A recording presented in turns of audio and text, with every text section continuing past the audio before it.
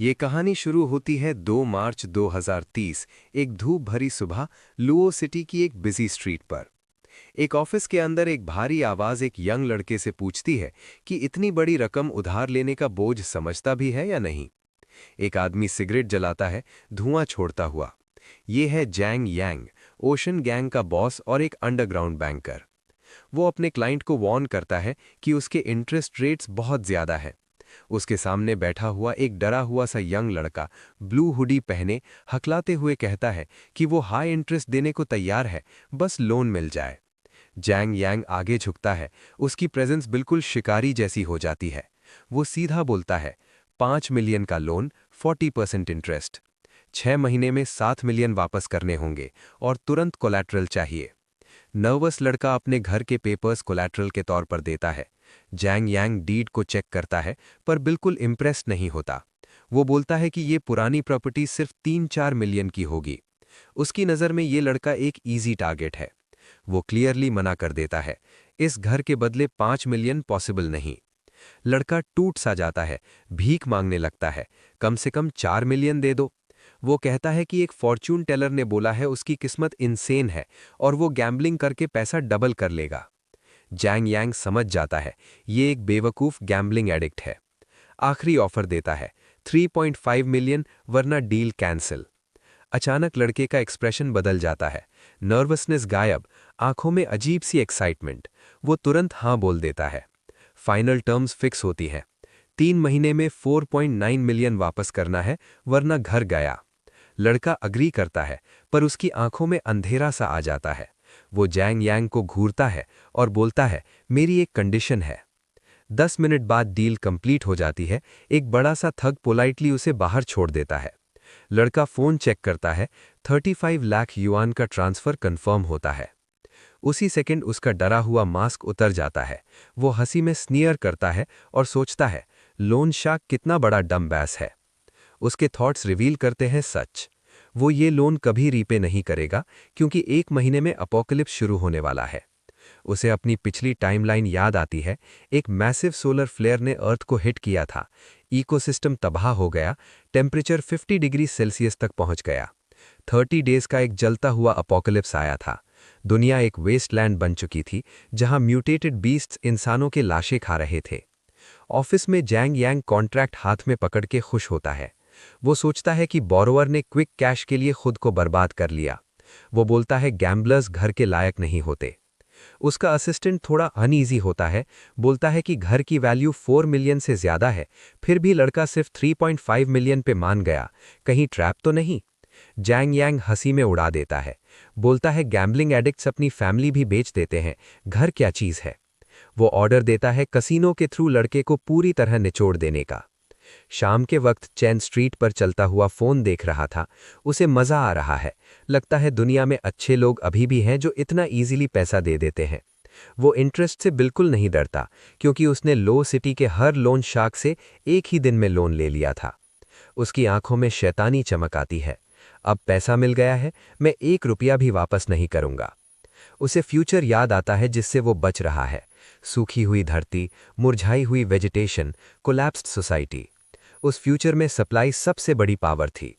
चैन decide करता है, इस बार अपोकलिप्स का किंग मैं बनूंगा।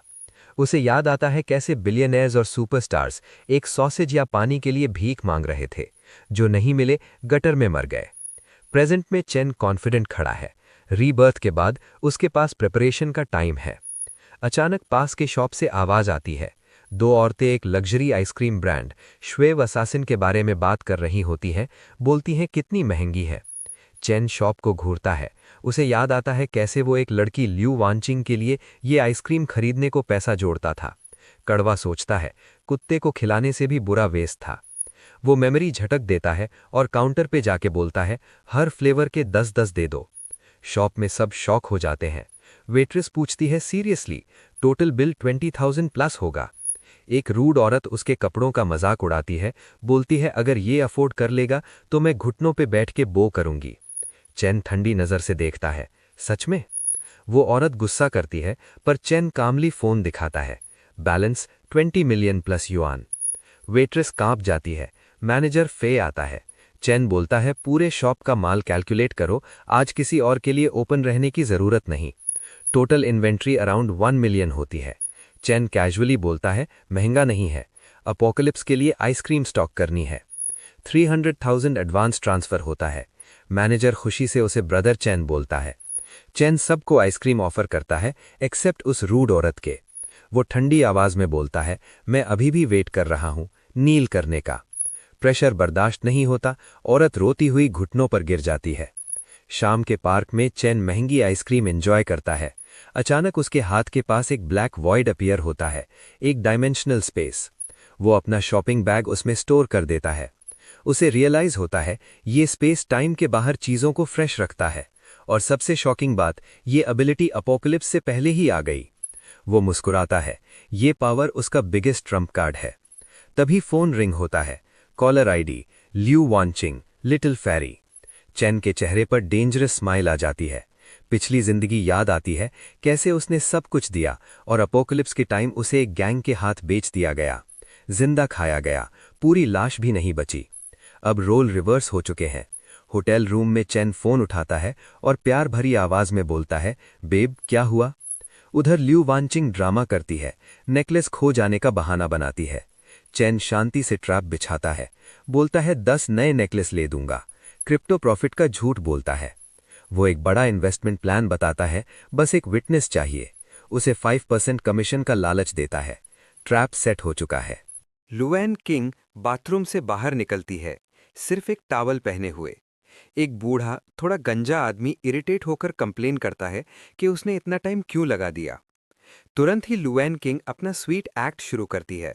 उस आदमी को हक करती है, हनी कहकर बुलाती है और थोड़ा और वेट करने को कहती है। पर अंदर ही अंदर वो कैलकुलेशन कर रही होती है।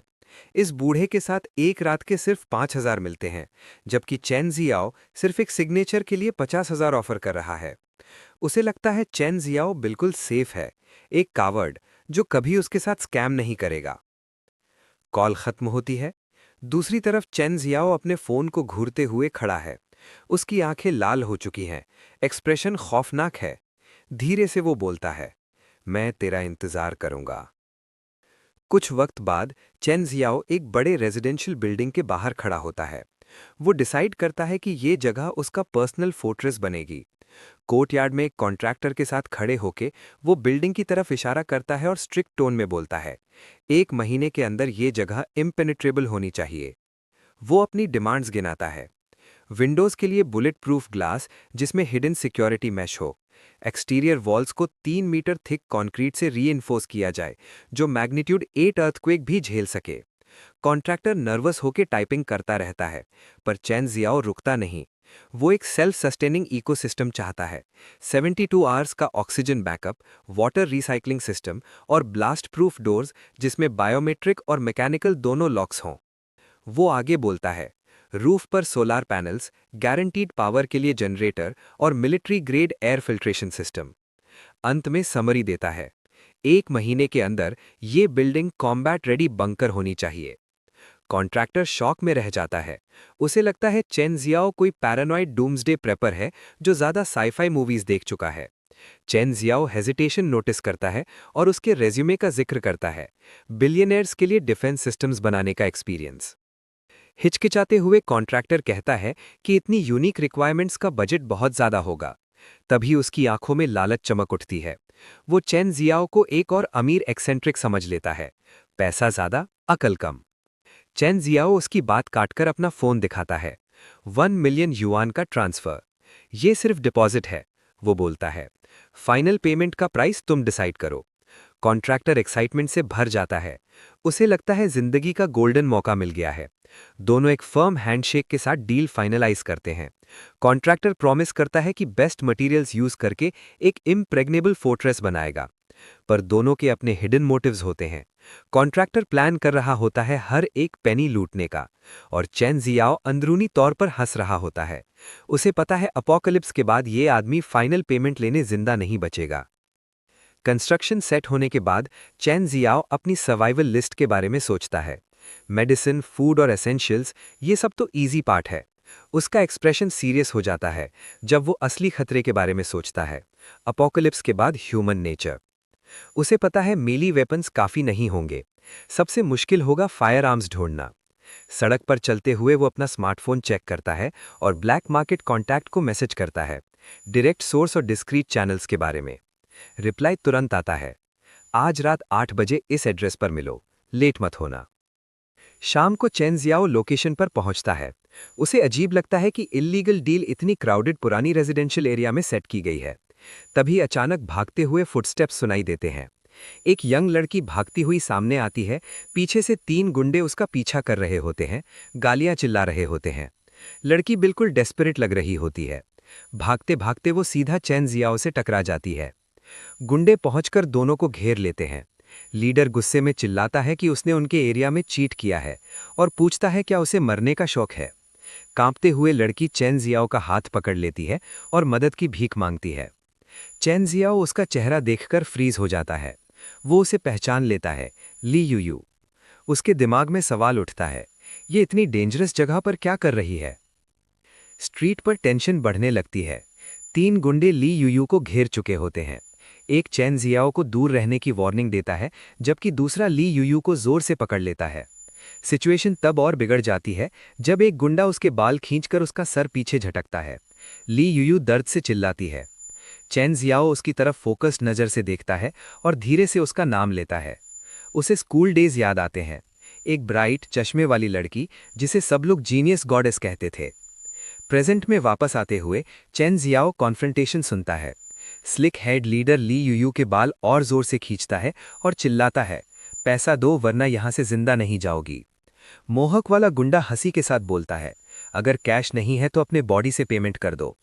बस यहीं चेन जियाओ का सब्र खत्म हो जाता है। वो आगे बढ़ता है। उसके अराउंड एक मेनेसिंग ऑरा होता है।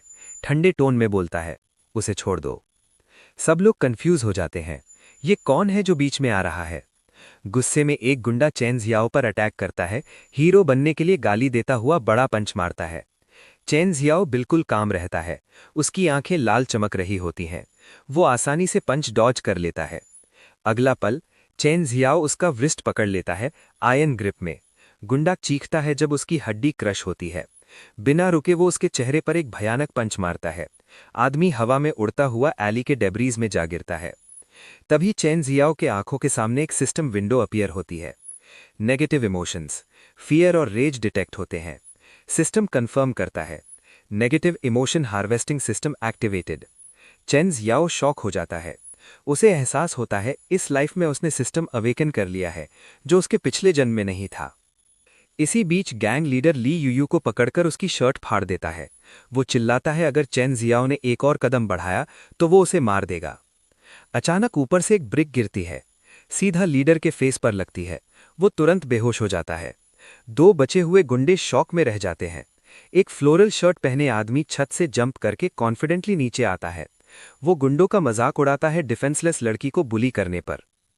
गुस्से में दोनों गुंडे वेपन्स के साथ अटैक करते हैं। चेन जियाओ एक का पंच आसानी से ब्लॉक करता है, जबकि फ्लोरल शर्ट वाला बैट वाले गुंडे को पावरफुल हाई किक मारता है। चेन जियाओ अगला अटैक डॉज करता है। ओपोनेंट लड़खड़ाता है। चेन जियाओ उसके बॉल्ड हेड पर जबरदस्त पंच मारता है। दोनों फाइटर्स परफेक्ट सिंक में होते हैं। गुंडे हवा में उड़ते हैं। फ्लोरल शर्ट वाला फिनिशिंग के लिए अपने ओपोनेंट के चेस्ट पर जोर से स्टॉम्प करता है। फाइट खत्म हो चुकी होती है। चेन जियाओ और वो आदमी साथ खड़े होते हैं, सीन को डोमिनेट करते हैं। चेन जियाओ लाल चमकती आंखों से गुंडों को घूरता है और ठंडे टोन में बोलता है, निकल जाओ। डर के मारे गुंडे भाग जाते हैं। सिस्टम नोटिफाई करता है, फियर और डिस्पेयर हार्वेस्ट हो गया है, स्पेशल स्टोरेज एक्सपैंड हो गया है। चेन जियाओ स्मर्क करता है, ये नई एबिलिटी काफ़ी इंटरेस्टिंग लग रही है। वो ली यूयू के पास जाता है और हाथ बढ़ाता है। बोलता है कि उसकी ट्रबल ने अनजाने में उसका गोल पूरा करवा दिया। वो पूछता है, क्या तुम्हें चोट लगी है? ली यूयू शर्माते हुए अपने फटे कपड़े पकड़ती है और धीरे से थैंक्स कहती है। कहती है उसे अर्जेंट काम है और जल्दी से वहां से चली जाती है। चेन जियाओ उसे केयरफुल रहने को बोलता है। उसके जाने के बाद फ्लोरल शर्ट वाला आदमी चेन जियाओ के पास आता है। वो हंस के कहता है, हीरो बन के ब्यूटी सेव कर ली। फिर अपना इंट्रो देता है, नाम है मू चैंग। चेन शाओ को तुरंत समझ आ जाता है कि यही वो कांटेक्ट है जिसे वो ढूंढ रहा था। वो अपनी पहचान रिवील करता है और बताता है कि वही बायर है जिसका मू चैंग इंतजार कर रहा था, कोइंसिडेंस को पॉइंट आउट करते हुए। अचानक मू चैंग एक ड्रामेटिक मार्शल आर्ट्स पोज ले लेता है और जोर से एक सीक्रेट कोड फ्रेज चिल्लाता है, हेवनली किंग ऊपर से, अर्थ टाइगर नीचे से, चेन शाओ को टेस्ट करने के लिए। चेन शाओ बिल्कुल अनइम्प्रेस्ड होता है। वो बस उसे ब्लैंक स्टेयर देता है और उसे चौ बोल देता है। इस इंसल्ट के साथ ही सिस्टम ट्रिगर हो जाता है। मू चैंग के सर के ऊपर एक नोटिफिकेशन पॉप होता है, चेन शाओ हैज हार्वेस्टेड डम्बफाउंडेड और ऑकवर्ड इमोशंस। सिचुएशन को हल्का बनाने के लिए चेन शाओ हंसकर बोलता है कि वो सिर्फ मजाक था। फिर वो मू चैंग के कंधे पर हाथ रखता है और उसे बिजनेस डिस्कस करने के लिए साइड ले जाता है। उसी रात दोनों एक शांत और सिक्लूडेड घर पर पहुंचते हैं। अंदर जाकर मू चैंग एक बॉक्स खोलता है। उसके अंदर एक हैंडगन होती है। वो एक्सप्लेन करता है कि ये एक ड्यूरेबल रशियन मॉडल है, लेकिन एमो मिलना मुश्किल है। चेन शाओ गन को ध्यान से इंस्पेक्ट करता है, जबकि मू चैंग उसकी फाइटिंग स्किल्स की तारीफ करता है और फ्रेंडशिप प्राइस ऑफर करता है। जब चेन शाओ गन को हैंडल कर रहा होता है, मू चैंग उसे कैलकुलेटिंग नज़र से देख रहा होता है। तभी चेन शाओ चीकी ग्रिन देता है। गन हाथ में पकड़कर वो बोलता है कि उसे फ्री सप्रेसर, वारंटी और एक्स्ट्रा एमो भी चाहिए। ये सुनते ही डीलर स्ट्रेस में आ जाता है। मू चैंग शॉक हो जाता है इतनी ग्रीडी डिमांड्स देखकर। गुस्से में चिल्लाता है कि वो पहले ही फ्रेंडशिप प्राइस दे रहा है और पूछता है, क्या तुम्हें समझ आ रहा है? वो फ्रस्ट्रेशन से कांपने लगता है, सोचता है कि कोई और होता तो डबल पैसे देता, और ये बंदा वारंटी और फ्रीबीज मांग रहा है। आखिरकार सब्र टूट जाता है। मू चैंग गुस्से में चेन शाओ पर उंगली उठाता है और चिल्लाता है कि ये कोई अप्लायंस नहीं है। सार्कास्टिकली बोलता है कि बेहतर है वो उससे लूट ही ले। इस बीच चेन शाओ के सिस्टम पर इमोशंस हार्वेस्ट होने लगते हैं, शॉक, हार्टेक और स्पीचलेसनेस। सेटिस्फाइड होकर चेन शाओ मुस्कुराता है, एक्स्ट्रा डिमांड्स ड्रॉप कर देता है और ओरिजिनल प्राइस पर अग्री कर लेता है। पैसे ट्रांसफर होते ही डील कंप्लीट हो जाती है। चेन शाओ सोचता है कि अब उसके पास फोर्ट्रेस, सप्लाईज और वेपन सब रेडी है, बस एक काम बाकी है। एक लग्जूरियस होटल में रात के अंधेरे में बिल्डिंग चमक रही होती है। पेंट हाउस के अंदर लियू वैंगचिंग एक रेड इवनिंग गाउन पहने शहर को देख रही होती है। चेन शाओ पीछे से आता है और उसे बाहों में भर लेता है। लियू वैंगचिंग वेट की कंप्लेन करती है और स्केप्टिकल होकर पूछती है कि क्या लोन प्लान बिल्कुल रिस्क फ्री है। चेन शाओ स्मूथ लाए बोलता है कि उसका सिग्नेचर सिर्फ एक फॉर्मेलिटी है और वो कभी उसे स्कैम नहीं करेगा। अंदर ही अंदर लियू वैंगचिंग स्मर्क करती है। उसे याद आता है कि चेन शाओ ने कभी उसके हैंडबैग के लिए अपना खून तक बेचा था। उसे लगता है कि वो इतना बड़ा लूजर है कि कभी उसे क्रॉस कर ही नहीं सकता। बाद में लोन शार्क जैंग यांग के ऑफिस में लियू वैंगचिंग मॉब बॉस के सामने बैठी होती है। वो उसकी डिसाइसिवनेस की तारीफ करता है जब वो कॉन्ट्रैक्ट साइन करने जा रही होती है। जैसे ही वो साइन करती है, जैंग यांग उसे एक शिकारी नज़र से देखता है। उसके दिमाग में चल रहा होता है कि ये बेवकूफ़ औरत समझ रही है कि वो सिर्फ गारंटर है, जबकि असल में पूरा डेट उसके नाम ट्रांसफ़र हो चुका है। जैंग यांग सिगार जलाता है और मिलिशियस ग्रिन देता है। इमेजिन करता है जब वो पेमेंट नहीं कर पाएगी। उसकी नज़र लस्ट से भर जाती है। वो डिसाइड करता है कि जब पैसे नहीं होंगे तो वो अपने जिस्म से चुकाएगी। सोफा पर बैठा चेन शाओ ये सब देखकर सैटिस्फाइड होता है। वो सोचता है कि लियू वैंगचिंग की ग्रीड ही उसे चाहिए थी। उसका सिग्नेचर एक डीड ऑफ सेल बन गया, जो उसके सेफ हाउस के लिए फंड सिक्योर करता है। बाद में चेन शाओ अपनी फोर्टिफाइड बिल्डिंग के बाहर कॉन्ट्रैक्टर के साथ खड़ा होता है। कॉन्ट्रैक्टर प्राउडली बताता है कि घर मिलिट्री ग्रेड रीइंफोर्स्ड है, हीट इंसुलेशन और ब्लास्ट प्रूफिंग के साथ। वो बोस्ट करता है कि ये न्यूक्लियर ब्लास्ट तक सर्वाइव कर सकता है। सैटिस्फाइड होकर चेन शाओ पेमेंट दे देता है। कॉन्ट्रैक्टर ग्रीडी ग्रिन के साथ फ्यूचर वर्क मांगता है, बिना जाने कि जल्द ही पैसा बेकार हो जाने वाला है। अकेला अपनी फोर्ट्रेस के अंदर चेन शाओ टैबलेट के साथ वेट करता है। तभी एक न्यूज अलर्ट आता है, अनप्रेसिडेंटेड और intense solar flare activity. TV पर न्यूज एंकर ग्रेवली रिपोर्ट करती है कि world sustained extreme heat waves का सामना करने वाली है। सिटीजन्स को प्रोटेक्टिव मेजर्स लेने की वार्निंग दी जाती है। चेन शाओ शांति से अपनी हैंडगन साफ करता है। गन को पास लाकर डार्क और फोकस्ड एक्सप्रेशन के साथ खुद से कहता है, आखिरकार वक्त आ गया। कमरे की ऑमिनस रेड ग्लो में वो गन अपने साइड में पकड़ के कंफर्म करता है, अपोकलिप्स शुरू हो चुकी है। वो विंडो के पास जाता है और शहर को देखता है। आसमान में एक मैसिव बर्निंग सोलर फ्लेयर छाया होता है, वर्ल्ड को भयानक आग की रोशनी में डुबा देता है। टीवी पर एंकर रिपोर्ट करती है कि सोलर फ्लेयर अर्थ को हिट कर चुकी है। टेम्परेचर 45 डिग्री सेल्सियस तक पहुंच रहा है। लोगों को घर के अंदर रहने की सलाह दी जाती है। गर्मी तुरंत महसूस होती है, ऑप्रेसिव और जानलेवा। पसीना चेन शाओ के चेहरे से बहने लगता है। वो जानता है कि ये सिर्फ शुरुआत है। शहर एक ब्लेजिंग अवन बन चुका होता है। सिविलियंस पहले ही सफर कर रहे होते हैं। एक औरत अपने चेहरे पर पानी डालकर जलती स्किन को ठंडा करने की कोशिश करती है। बालकनी पर झुककर कंप्लेन करती है कि मौसम उसे मार डालेगा और सोचती है ये कब तक चलेगा। गली में एक chubby shop owner floral shirt पहने मेगाफोन से चिल्लाता है। वो लोगों को बताता है कि टेम्परेचर और बढ़ेगा और सप्लाई शॉर्टेज होने वाली है। लोगों को अपना लास्ट स्टॉक खरीदने के लिए कह रहा होता है। वो पसीना पोंछता है, बिल्कुल भी वरिड नहीं। अंदर ही अंदर ग्रिन करता है। ये हीट वेव उसके लिए पैसा कमाने का मौका है। कुछ औरतें उसके स्टॉल पर आती हैं और महंगी वाटरमेलन के दाम कम करने को कहती है। एक औरत झुककर फ्रूट चेक करती है। शॉप ओनर उसे घूरता है। सेल से ज्यादा उसके बॉडी में इंटरेस्ट दिखाता है। क्रीपी स्माइल के साथ बोलता है कि अगर वो 2 मेलन खरीद ले तो डिस्काउंट और फ्री टिश्यूज देगा। फिर सजेस्ट करता है कि रात को उसके घर आएं और एसी एंजॉय करें। अनकंफर्टेबल होकर औरतें मना कर देती हैं, पर वो और पास आ जाता है। प्रेशर डालते हुए कहता है कि कल शायद कोई फूड ही ना मिले। जब 2 आदमी पानी का दाम कम करने को कहते हैं तो वो उन पर चिल्लाता है, बोलता है बार्गेनिंग अलाउड नहीं। चेन शाओ ठंडी नजर से घूरता है। उसकी आंखें सिकुड़ जाती हैं जैसे ही वो शॉप ओनर को पहचान लेता है, ली डाओफू। उस पल एक दर्दनाक याद उसकी पिछली जिंदगी से उभर आती है। इसी दुकान में हुई एक भयानक और शर्मनाक घटना। उसे याद आता है कैसे ली डाओफू ने भीड़ के सामने चिल्लाया था, एक छोटे से चेन शाओ पर चोरी का इल्जाम लगाते हुए। वो जोर जोर से बोल रहा था कि उसने गरीब बच्चे को रंगे हाथ पकड़ लिया है। ली डाओफू ने यंग चेन शाओ का हाथ पकड़ के ट्विस्ट कर दिया था। जब बच्चा रोते हुए समझाता है कि उसने सिर्फ नीचे गिरा हुआ आइटम उठाया था, डाओफू उसका मजाक उड़ाता है। वो मानने से इनकार करता है और पैसे देने की डिमांड करता है। उस याद में आसपास खड़ी भीड़ उसे जज करती है। लोग उसकी परवरिश पर बातें बनाते हैं, गॉसिप करते हैं और उसकी खामोशी को गिल्ट का प्रूफ मान लेते हैं। डरा हुआ और ओवरवेल्म्ड छोटा चेन शाओ रोते हुए हकलाता है, बोलता है कि उसने चोरी नहीं की, लेकिन कोई उस पर विश्वास नहीं करता। अब मौजूदा वक्त में चेन शाओ दुकान के बीच खड़ा है, बिल्कुल शांत, बिल्कुल स्टोइक। कमरे की खामोशी उसकी पुरानी यादों के शोर से बिल्कुल उलट है। उसकी नज़र शेल्फ पर रखे एक प्राइस टैग पर पड़ती है। अनियन पोटैटो चिप्स का एक सिंपल सा पैकेट 50 युआन का है। ऊपर से मैनेजर रिकमेंडेशन लिखा हुआ है। चेन शाओ पैकेट उठाता है और सरकास्टिक टोन में पूछता है, ये चिप्स सोने के बने हैं क्या, या हीट स्ट्रोक से बचाते हैं जो इतने महंगे हैं? पसीने से भीगा हुआ ली डाओफू झुंझलाकर पीछे मुड़ता है। Dun dun dun dun dun dun dun dun dun dun dun done. Disdain +3 harvested from shop owner. Patience खो चुका डाओफू चेन शाओ के हाथ से चिप्स छीन लेता है और चिल्लाता है, पैसे नहीं है तो निकल यहां से। Done dun dun dun dun dun dun dun dun done. Irritation +6 detected. Chain Shao बिल्कुल डिस्टर्ब नहीं होता। वो बस स्मर्क करता है, धीरे से झुककर बॉस को टॉन्ट करता है। लगता है काफी खजाने छुपा के रखे हैं, चोरों से सावधान रहना। ली डाओफू रुक जाता है, थ्रेट समझने की कोशिश करता हुआ।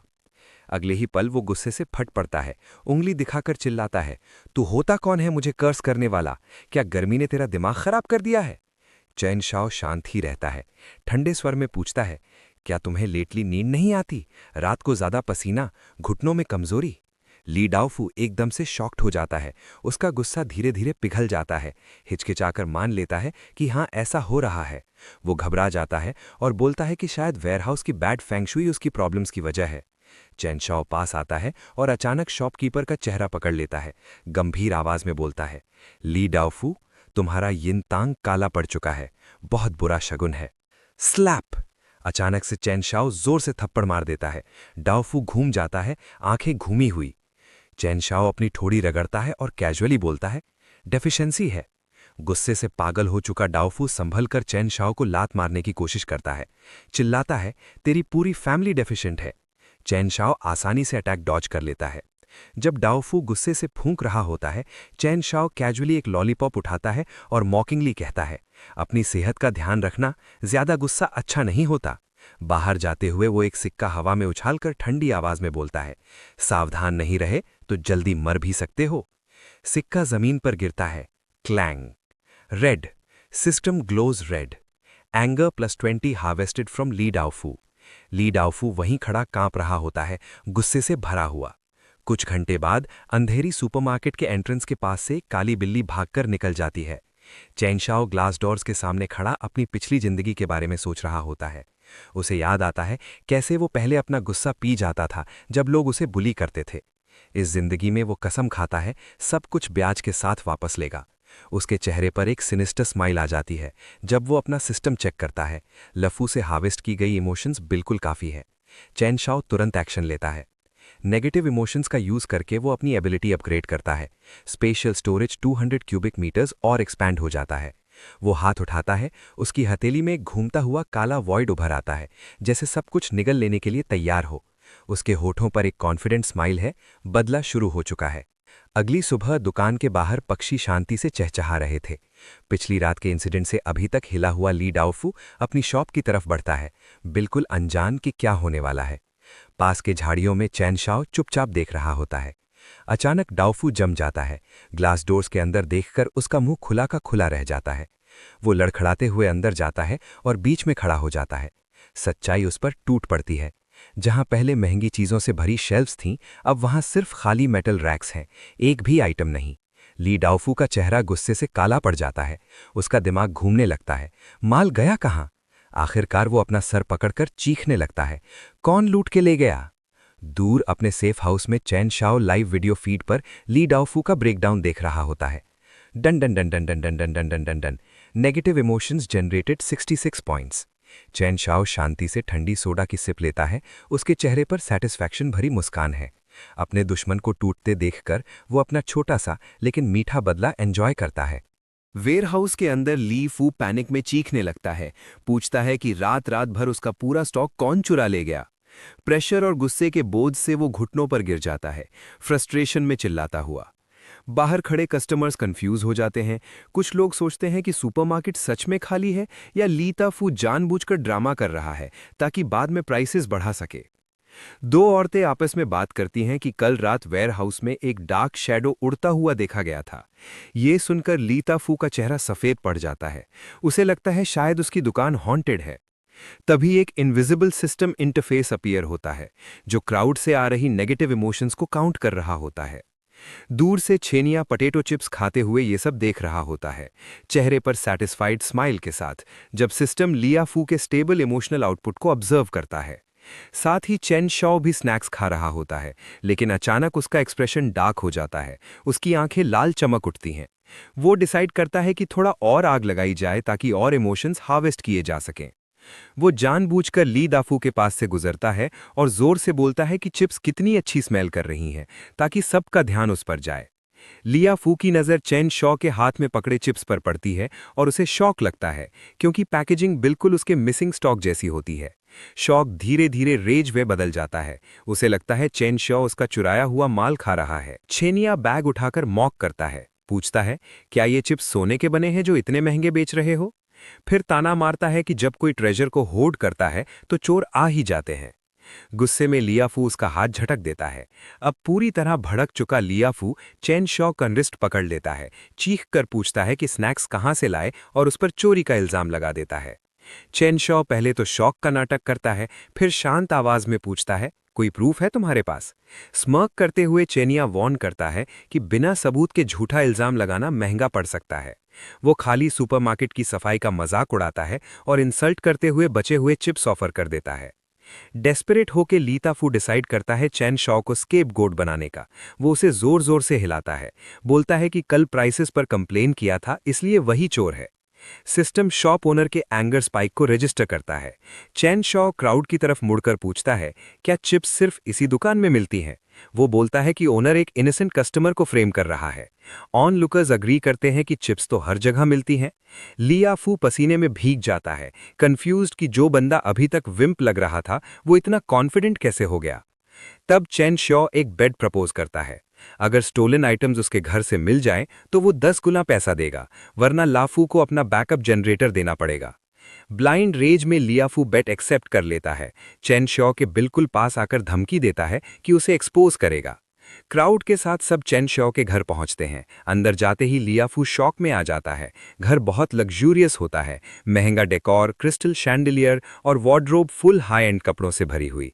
वो फ्रिज चेक करता है, गोल्ड बार से भरा सेफ खोलता है, लेकिन कहीं भी स्टोलन चिप्स नहीं मिलती। पैनिक छा जाता है। चेनिया उसका मजाक उड़ाता है, पूछता है क्या वो फ्लोर बोर्ड्स भी तोड़ना चाहेगा। एम्बैरेस्ड लियाफू बहाना बनाकर निकलना चाहता है। सिस्टम एम्बैरेसमेंट का सर्ज डिटेक्ट करता है। चेन शिया उसका शर्ट पकड़कर रोकता है और जनरेटर वाली बेट याद दिलाता है। क्राउड के सामने प्रेशर डालता है। फंस चुका लियाफू रिक्वेस्ट करता है कि बात छोड़ दी जाए। चेन शिया ठंडे टोन में पूछता है कि जब उसे चोर बनाया जा रहा था तब क्यों नहीं छोड़ा। ऑन लुकर्स उसका मजाक उड़ाते हैं। लियाफू स्नैप हो जाता है, चीखता है और पंच मारता है, लेकिन चेन शॉ आसानी से पकड़ लेता है। रिस्ट ट्विस्ट करता है। लियाफू घुटनों पर गिरकर दर्द से चिल्लाता है। System massive pain spike register करता है। हार मानकर लियाफू जनरेटर देने का प्रॉमिस करता है। चेन शॉ वार्निंग देता है कि जल्दी काम करे, वरना आने वाली पावर रैशनिंग में बिना जनरेटर के हालत खराब हो जाएगी। सिस्टम चेन शॉ को ह्यूमिलिएशन, पेन और फियर के हैवी पॉइंट्स देता है। तब चेन शॉ के फोन पर कॉल आती है लियू वोंगचिंग। वो गुस्से में है, बोलती है कि डेट कलेक्टर्स 2 दिन से उसका पीछा कर रहे हैं। चेन शॉ इमोशनलेस रहकर पूछता है क्या गैंग को उसका एड्रेस पता है।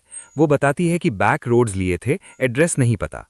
चेन शॉ कैजुअली बोलता है ओवरथिंक ना करे। एसी रूम में बैठकर ग्रिल्ड सैल्मन, सैलेड और कोल्ड सोडा एंजॉय करता है। कैमरा में खाना देखकर लियू वोंगचिंग शॉक हो जाती है।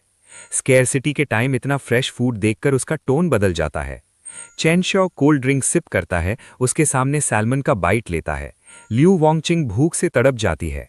एक्टिंग कंसर्न्ड, चेन शॉ पूछता है क्या उसके पास खाना है। मौका देखकर लियू वोंगचिंग सिडक्टिव बन जाती है, बोलती है कि डेट कलेक्टर्स अभी भी पास हैं और कुछ दिन उसके घर रहना चाहती हूँ। चेन शॉ अंदर ही अंदर स्मर्क करता है। वो पिकअप का ऑफर देता है और एड्रेस मांग लेता है। वो बिना सोचे एड्रेस भेज देती है, चेन शॉ को अभी भी अपना लॉयल डॉग समझकर। कॉल के बाद जोर जोर से नॉकिंग होती है। बाहर आंटी वोंग और एक छोटा लड़का होता है। एसी खराब होने का बहाना करके अंदर घुसना चाहती है।